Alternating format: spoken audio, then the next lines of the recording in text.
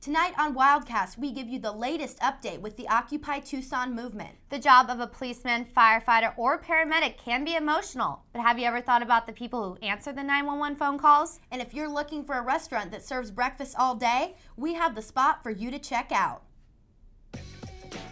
This is Wildcast.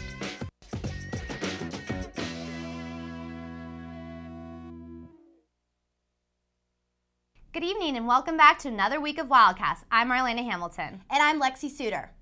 Occupy Tucson has been going on for over a month now. The protesters recently just had to move to a different park and are running into even more problems with the city. Wildcast reporter Jackie Kent gives us more information on this movement.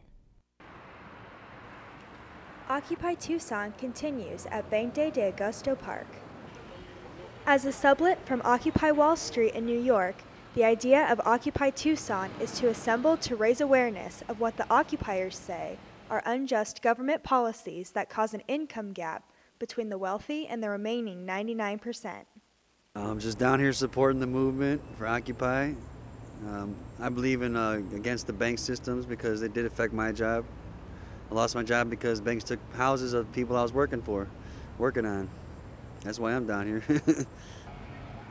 They say the rich get richer while the remaining 99% can be left with student debt, without jobs, and are unable to help their situation as a result of the economy. They feel that opportunities have been taken from them, so their response is to prop up tents for weeks at a time. I have a lot of people come up to me and tell us that we're fake, that we're not working for them, we're working for ourselves, which is not true at all. We work and we are here. We are protesting not for ourselves, but for everybody else out there in the world that can't do it, can't speak their piece, can't speak their mind. We're doing it for you. While some continue to hang out at their tents, others express their opinions as part of a communal assembly. Big GA meeting, which is a big General Assembly meeting, which we talk about the big deals around here, like more of our money that we have coming in, what we're gonna buy with it. Right now we're actually talking about changing the word Occupy Tucson to something other than Occupy. The ongoing protest has caused a variety of opinions among Tucsonans.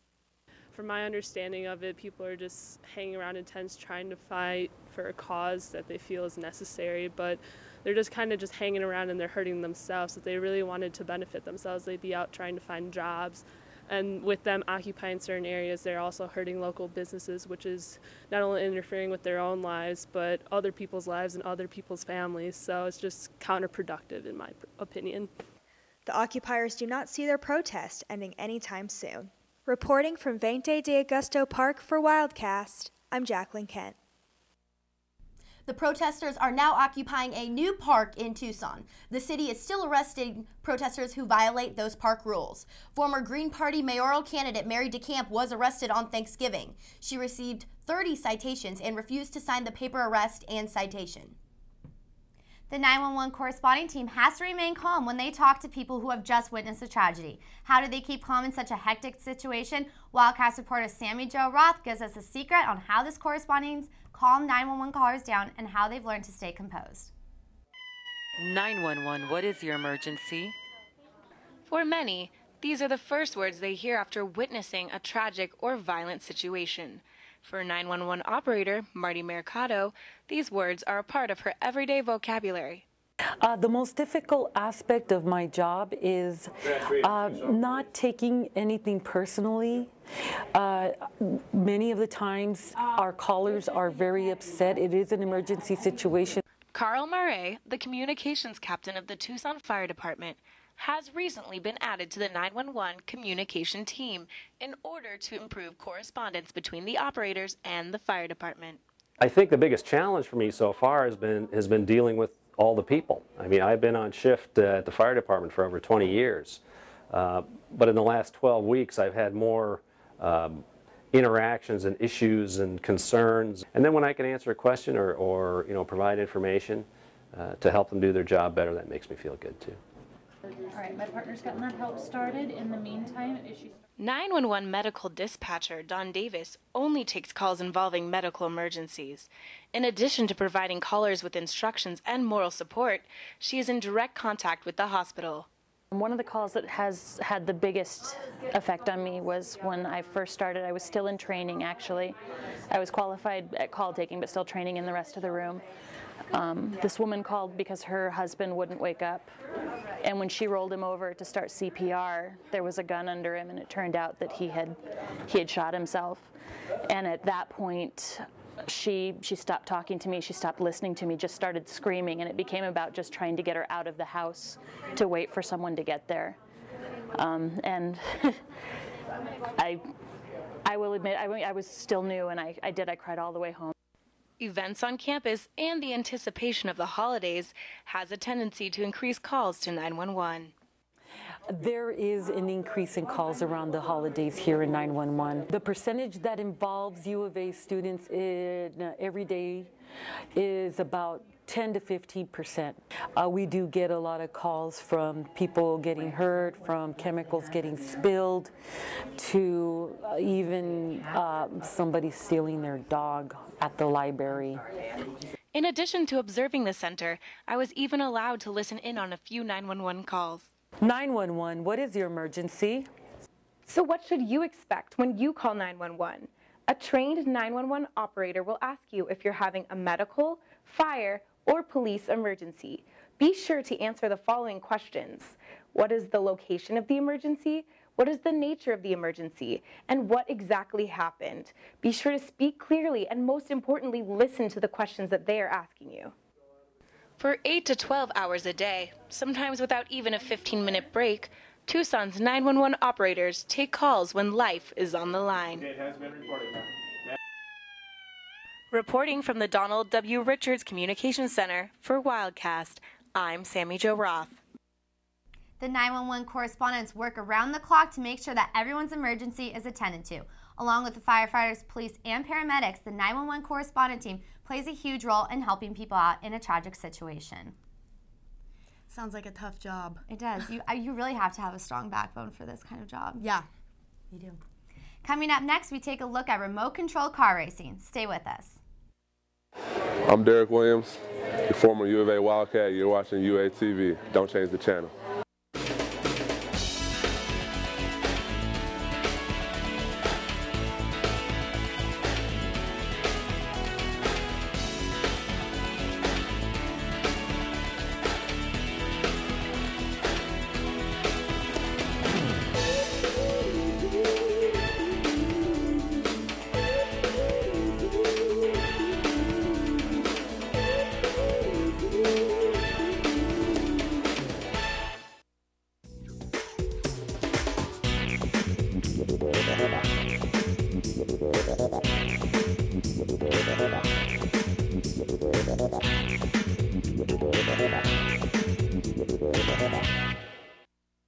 UATV 3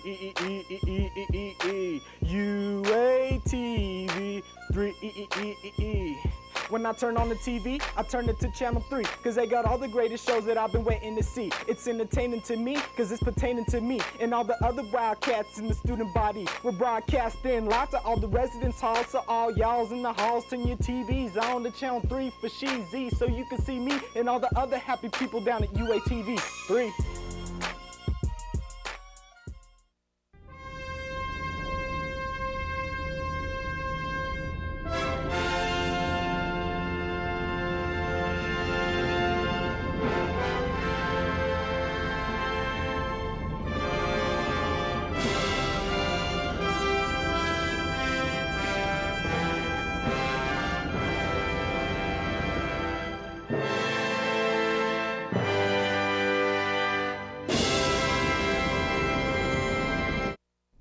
Welcome back, and thanks for staying with us. Do you have a hobby for racing remote control cars? Local Tucsonans who enjoy doing just that are now making their childhood hobby into a moneymaker.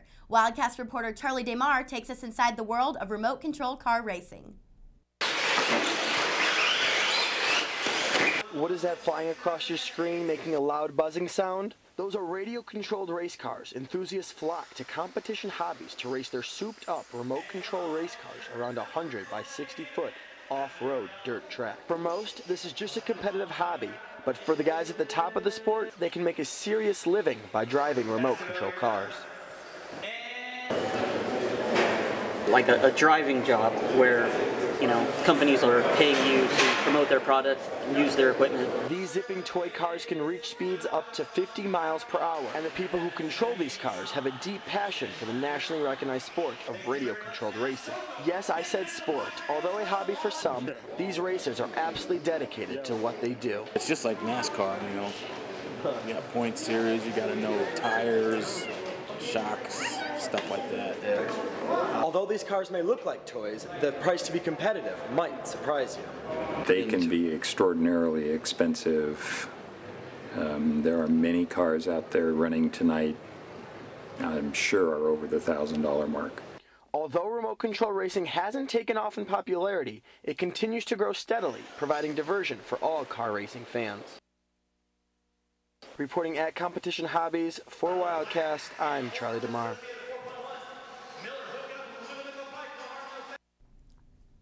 Are you interested in getting involved with this sport? The Canyon Vista Club races every Wednesday and Saturday. Go to canyonvistaracer.com to get started with the competitive world of remote control car racing. If you are someone that likes to eat breakfast food for lunch or dinner, we have the place for you. Wildcast reporter Charles Misra takes us inside this large portion serving cafe. The word is out. If you've got a hearty appetite, head down to the corner of Grant and Euclid to 3.5 Brothers Cafe. 3.5 Brothers Cafe is run by 3 real-life brothers, Don, Tim, and Dale. The half-brother listed in the name is actually a son-in-law, Simon. Yeah, we were all sitting around one day and said that we'd like to get something going in a restaurant, start a restaurant. We've been doing really well. We have a great breakfast and lunch. We have a lot of college students, a lot of support from the college, so that's really good too. The slogan here is cooking like Dad used to. That means this local joint has heaping portions of food. We're kind of known for our Southern Belle.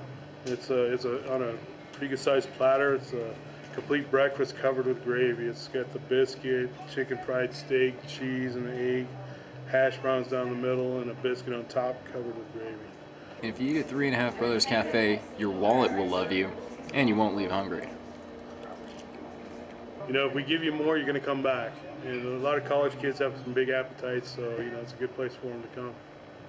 We're going to be adding on to the patio. We're going to be enclosing it. We're going to have 2 we call them Fat Boy burgers, or 4 patties on each one of them with a pile of fries. That's coming in the future, probably, you know, around the first of the year. We're going to be having the beer and wine license the first of the year. We're going on that, and we just hope everybody comes in and fills up.